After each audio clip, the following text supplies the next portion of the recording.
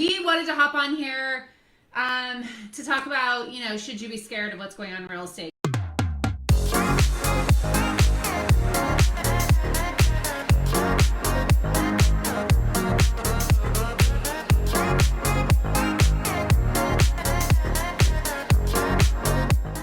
The reality is the feds want to slow down the economy, right? They want to curb inflation. And I don't think, quite frankly, anybody really knows what's going on. And I know that can feel really, really, really scary when you're thinking about buying or selling a home. But the reality is real estate still has to be bought and sold. First and foremost, let's talk about what effect this is really having on the real estate market and the reality of the interest rates going up. First thing you're going to notice, days on market. Yes, they have gotten longer. And then with that, and obviously with the increase in interest rate, we're not seeing a run up in prices. 6 months ago, put it on the market, chances are buyers are running it up. Yeah. Even today, homes with multiple offers, they're not running up the price. There's still multiple offers on some of the properties that are priced properly, but they're not running the prices up. They're conscious. And with the interest rates higher, they are qualifying for less, so they don't have the room to push it. Yeah, it's really affecting affordability. So interest rates, in my opinion, most importantly, are affecting affordability. People still want to buy a home, and people aren't scared necessarily of the prices. They're scared of their payment, because buyers live in the payment. Sellers live in the price. And so we're talking to our sellers about, number one, pricing to where the market will be, not where it was. If your neighbor just sold a home last week or last month, your home value is where they sold. Where 6 months ago, your home value was now ahead of theirs. We can't think like that anymore. You have to price your home according to this market. The other thing that's really good about this market that I don't think a lot of people are really looking at is the opportunity for contingencies. So if you were a homeowner who wanted to buy another home in the pandemic market, you were scared to death to put your home on the market because you wouldn't have anywhere to go. You'd have to move in with family or friends or a hotel or an Airbnb, and a lot of people just didn't want to do that. So now, if you have a home that you want to sell and you want to buy another one, there is a seller out there who's willing to wait for you now to sell your home. This market, all those things we just talked about, right? Pricing your home properly. It's not going to sell in a day. Days on market is going to be extended. It requires a professional. It requires a professional who has negotiation skills, who has marketing skills, who understands how to price and strategize with you. That's really what this market's going to take, is it's going to take a professional. So the other thing is there's no way to time the market. We keep having people say, I'm not going to buy till it comes down. Well, what? Rates are going to be 9% and when the prices come down?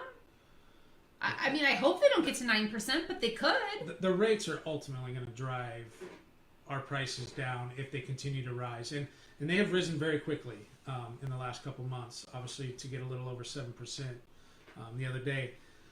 But with that is when the prices drop a little bit, and let's just say rates do drop to 5%, you're not the only one jumping back into market. So here comes the competition again, and before you know it, the prices are above where you could bought it before. You can't time it. You can't time the stock market. You can't time the real estate market. I will still go with what I've always said my entire career. The best time for you to buy a home is when you want to buy a home and you can qualify. That's the best time to buy a home, because you're going to miss out on so much, potentially miss out on so much if you sit around and wait to try to time the market. And real estate's a long-term game. I mean, we've known that. It's you buy and hold. That's how it's done. And as long as you can afford your payment, you're going to be able to ride out the storm for buyers. Right now is a great time. There's a lot less buyers out there than there was in the past. What we're also seeing is we are actually seeing concessions. We are seeing price reductions on some homes that are overpriced, whether it's condition, location. I mean, we got the criteria of why they are. And it's a great time to not stress. It's a good thing to be a buyer right now. You can move at a slower pace, you can take a deep breath, and you can really benefit from some of the changes in the market. And then to the sellers, this is when we come in and we stress it's so important is to get this home ready to go on the market. You have to prepare it because the buyers are going to be picky. They have time to think about what they're going to do. The sellers and buyers who are the most prepared will win in this market.